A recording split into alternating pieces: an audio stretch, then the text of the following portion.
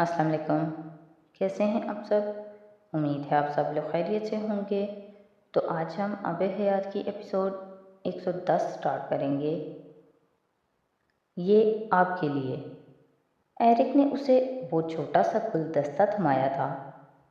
تمہاری عادتیں نہیں بدلیں، لیکن پھول بدل گیا ہے، اماما نے گلدستہ ہاتھ میں لیتے ہوئے کہا۔ کیونکہ ملک بدل گیا ہے، اس نے دو بدو کہا۔ ہاں، یہ بھی ٹھیک کہا تم نے۔ سامان کہاں ہے تمہارا؟ اماما کو یکدم خیال آیا۔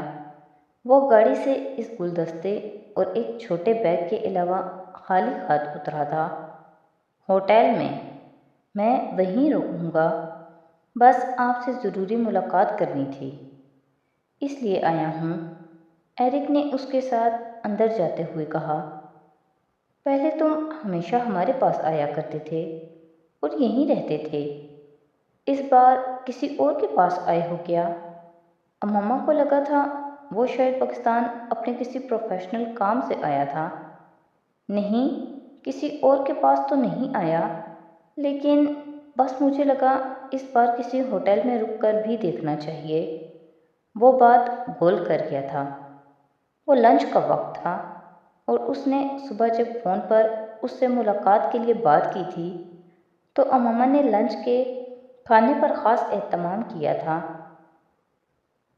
ایرک کو جو چیزیں پسند تھیں اس نے بنوائی تھیں اور ایرک نے اس کے ساتھ باتیں کرتے ہوئے بڑے شوق سے کھانا کھایا تھا۔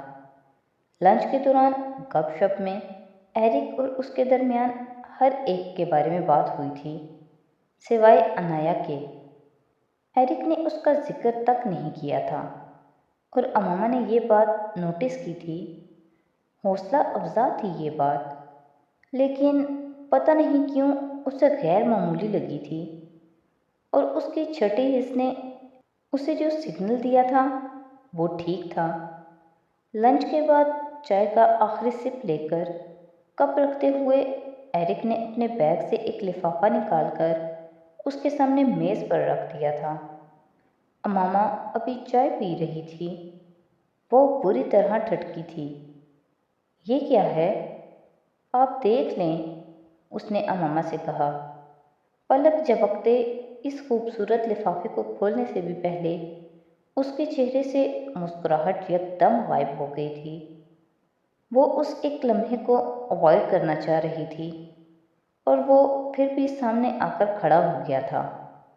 لفافے کے اندر ایک خوبصورت کاغذ پر بے حد خوبصورت طرز تحریر میں ایرک نے وہی لکھا ہوا تھا جس کا اسے خدشہ تھا۔ وہ انایا کے لیے اس کی طرف سے ایک فارمل پروپوزل تھا، اس وعدے کے ساتھ کہ وہ اسے بہت خوش رکھے گا، اور آفر کے ساتھ کہ وہ اس پروپوزل کے لیے ان کی تمام شرائط قبول کرنے پر تیار ہے۔ اماما کی نظریں کچھ دیر اس کاغذ پر جمی رہیں اور ایرک کی اس پر۔ پھر اماما نے کاغذ کو اس لفافے میں واپس ڈال کر اسے میز پر رکھ دیا تھا۔ ایرک سے اب نظر ملانا اور سامنا کرنا یکدم مشکل ہو گیا تھا۔ اس نے بالآخر ایرک کو دیکھا۔ وہ سنجیدہ تھا اور گفتگو کا آغاز اسی نے کر دیا تھا۔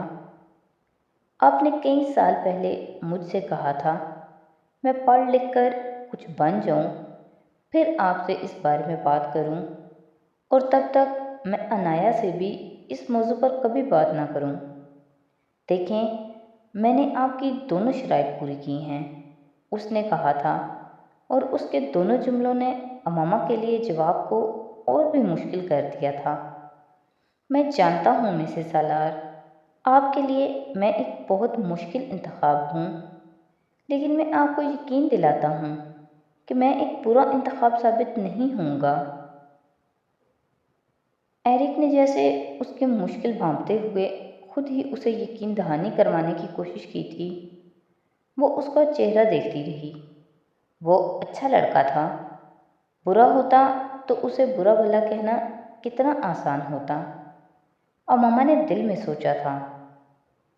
وہ انکار کی ہر وجہ اپنی طرف سے ختم کر آیا تھا، مسلمان بھی ہو گیا تھا، ایک اچھے پروفیشن میں بھی تھا، خاندانی اعتبار سے بھی اچھا تھا۔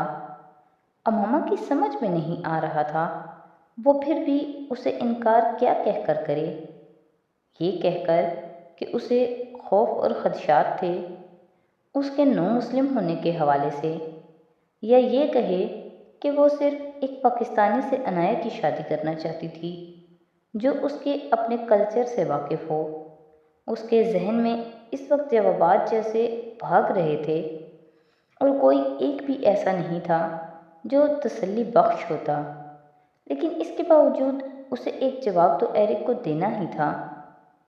تم بہت اچھے ہو ایرک، امامہ نے بالآخر اپنا گلا صاف کرتے ہوئے کہنا شروع کیا۔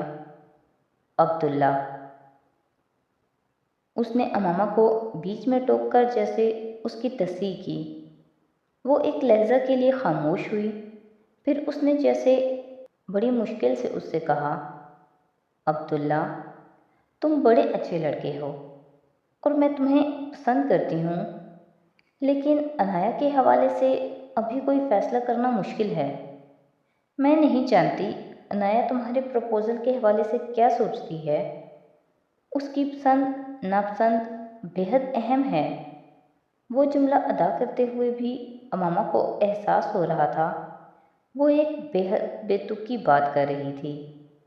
اگر بات عنایہ کی پسند ناپسند کی تھی تو پھر رشتہ پکا تھا۔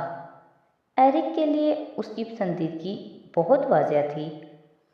میں نے عنایہ سے پہلے اس لیے بات نہیں کی کیونکہ آپ نے مجھ سے وعدہ لیا تھا، میں یہ بات جب بھی کروں گا آپ سے ہی کروں گا۔ اس نے امامہ کی بات کاٹ کر جیسے اسے یاد دہانی کروائی تھی۔ میں سالار سے بات کروں گی، تم 2 ہفتے پہلے آ جاتے تو ان سے ملاقات ہو جاتی، وہ یہیں تھے کچھ دن، امامہ نے جواباً کہا تھا۔ فوراً ہاں کہہ دینے سے یہ بہتر تھا۔ وہ جہاں بھی ہوں گے میں ان سے ملنے جا سکتا ہوں۔ میں جانتا ہوں وہ بڑے مصروف ہیں، لیکن پھر بھی، ایرک نے اس سے کہا، آپ کو تو میرے پروپوزل پر کوئی اعتراض نہیں نا؟ وہ یکدم خوش ہوا تھا اور اس کے چہرے پر چھلکنے والی خوشی اور اطمینان نے جیسے امامہ کو احساس جرم دیا تھا۔ میں نے تمہیں بتایا ہے عبداللہ، تم بہت اچھے لڑکے ہو، لیکن میری خواہش ہے کہ عنایہ کی شادی جس سے بھی ہو وہ صرف نام کا مسلمان نہ ہو، نیک ہو، دیندار ہو، سمجھ بوجھ رکھنے کے ساتھ ساتھ دین کی تعلیمات پر بھی عمل کرتا ہو۔ امامہ نے بالآخر اس سے کہنا شروع کیا۔ وہ بے حد سنجیدہ تھی، وہ اس کی بات بے حد غور سے سن رہا تھا۔ مرد کو دین کا پتہ نہ ہو تو عورت کے لیے بہت مسئلہ ہو جاتا ہے۔ یہ ایک پوری نسل کی تربیت کی بات ہوتی ہے۔ ہم لوگ لبرل مسلمان ہیں، لیکن بے دین اور بے عمل نہیں ہیں، اور نہ ہی ایسے ہونا چاہتے ہیں، نہ اپنی اگلی نسلوں کے لیے یہ چاہتے ہیں۔ مجھے نہیں پتا تم کتنے پریکٹسنگ ہو اور اسلام کے بارے میں تمہارے کانسیپٹس کتنے واضح ہیں، لیکن عنایہ بہت مذہبی ہے۔ میں نہیں چاہتی اس کی شادی ایسی جگہ ہو جہاں میاں بیوی کے درمیان جھگڑے کی وجہ مذہبی اعتقادات اور ان پر عمل کا ہونا یا نہ ہونا ہو۔ وہ کہتی جا رہی تھی، تمہیں شاید پتہ نہ ہو، لیکن میں بھی نو مسلم تھی۔ اپنے مذہب کو ترک کر کے اسلام کی صحیح تعلیمات اختیار کی تھی میں نے۔ فیملی، گھر، سب چھوڑا تھا، بڑے مسائل کا سامنا کیا تھا۔ یہ آسان نہیں تھا۔ اس کی آواز بھرا گئی تھی۔ وہ رکی، اپنی آنکھیں پونچھتے وہ ہنسی، یوں جیسے اپنے آنسوؤں کو چھپانا چاہتی ہو۔ یہ آسان کام نہیں تھا، اس نے دوبارہ کہنا شروع کیا۔ لیکن سالار نے بہت آسان کر دیا میرے لیے۔ وہ پریکٹسنگ مسلمان ہیں اور میں اپنی بیٹی کے لیے اس کے باپ جیسا مسلمان ہی چاہتی ہوں۔ زندگی میں اتنی تکلیفیں برداشت کر کے، اتنی لمبی جدوجہد کے بعد میں اپنی نسل کو پھر سے بے دین اور بے عمل دیکھنا نہیں چاہتی۔ تم مسلمان تو ہو، لیکن شاید اسلام کی تعلیمات میں اتنی دلچسپی نہ ہو، کیونکہ مسلمان ہونے کی تمہاری وجہ ایک لڑکی سے شادی ہے۔ شادی ہو جائے گی، تمہاری دلچسپی دین میں ختم ہو جائے گی۔ کچھ عرصے بعد شاید تمہیں یہ بھی پرواہ نہ رہے کہ تم مسلمان ہو۔ حرام اور حلال کے درمیان جو دیوار ہم اٹھا کر رکھتے ہیں، تمہارے لیے وہ اٹھانا ضروری نہ ہو۔ محبت بہت دیر بعد چلنے والی شے نہیں ہے۔ اگر دو انسانوں کے بیچ عادات، اعتقادات اور خیالات کی خلیج ہو تو۔ ایرک نے اس کی گفتگو کے درمیان اسے ایک بار بھی نہیں ٹوکا تھا۔ وہ صرف خاموشی سے اس کی باتیں سنتا رہا۔ تم کسی ویسٹرن لڑکی سے شادی کر لو تو تمہاری بہت اچھی نبھے گی، وہ اب اسے جیسے مشورہ دیتے ہوئے راستہ دکھانے کی کوشش کر رہی تھی۔ وہ مسکرا دیا۔ کوئی اچھی مسلمان لڑکی جو وہیں سے ہو۔ اس بار اس نے اس لمبی گفتگو کے دوران پہلی بار امامہ کو ٹوکا۔ وہ جو بھی ہوگی آپ کی بیٹی تو نہیں ہوگی مسز سالار۔ امامہ خاموش ہو گئی۔ آپ نے اچھا کیا یہ سب کچھ کہا مجھ سے۔ جو بھی آپ کے خدشات ہیں میں اب انہیں دیکھ سکتا ہوں اور آپ کو وضاحت بھی دے سکتا ہوں۔ 9 سال ہو گئے ہیں مجھے عبداللہ بنے، لیکن مجھے لگتا ہے مسلمان میں بہت پہلے سے تھا، تب سے جب آپ لوگوں کے خاندان سے ملنا شروع ہوا تھا۔ وہ بہت سوچ سوچ کے ٹھہر ٹھہر کر کہہ رہا تھا، میں بہت زیادہ باعمل اور باکردار مسلمان نہیں ہوں، آپ کے بیٹوں جیسا تو بالکل بھی نہیں ہوں، لیکن اپنے آس پاس نظر آنے والے بہت سے مسلمانوں سے بہتر ہوں۔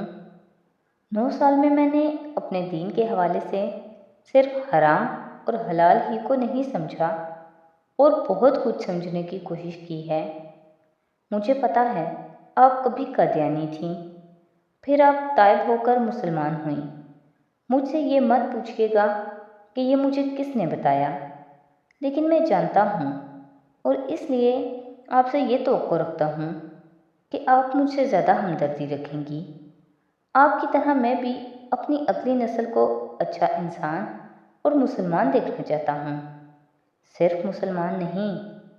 اس لیے آپ کی بیٹی سے شادی کرنا چاہتا ہوں۔ ایک اچھی دیندار عورت ہی ایک اچھے گھرانے کی بنیاد رکھتی ہے۔ یہ بھی دین نے ہی بتایا ہے مجھے۔ امامہ اس کی باتیں سن رہی تھی۔ عبداللہ اس کے انکار کو بہت مشکل کرتا جا رہا تھا۔ وہ جو بھی اس سے کہہ رہا تھا کلیئرٹی کے ساتھ کہہ رہا تھا۔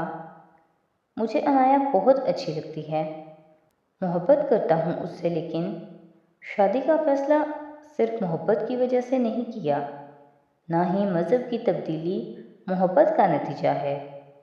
میری زندگی میں آپ اور آپ کی فیملی کا ایک بہت پازیٹیو رول رہا ہے۔ میں آپ لوگوں کے مذہب سے بعد میں متاثر ہوا تھا، آپ لوگوں کی انسانیت اور مہربانی سے پہلے متاثر ہوا تھا، اور میری زندگی کے ایک بہت مشکل فیز میں مجھے آپ لوگوں کا حسن سلوک یاد ہے۔ ایک چیز آپ کہیں تو میں دہرا سکتا ہوں، میں اس مذہب کے حصار میں آ گیا تھا جو ایسے خوبصورت انسان بنانے کی صلاحیت اور قدرت رکھتا تھا۔ میں اس وقت بہت چھوٹا تھا، آپ لوگوں کے لیے جو محسوس کرتا تھا اسے آپ لوگوں کو بتا نہیں سکتا تھا۔ اب اتنے سالوں بعد مجھے موقع ملا ہے تو میں بتا رہا ہوں۔ وہ رکا، سر جھکائے بہت دیر خاموش رہا۔ تو آج کی ایپیسوڈ یہیں پہ ختم کرتے ہیں۔ نیکسٹ ایپیسوڈ کے ساتھ کل پھر حاضر ہوں گے۔ تو اگر آپ کو میری ویڈیوز اچھی لگ رہی ہیں تو پلیز میری ویڈیوز کو لائک کریں، میرے چینل کو سبسکرائب کریں اور اپنے فیملی اور فرینڈ کے ساتھ شیئر کریں۔ بہت شکریہ۔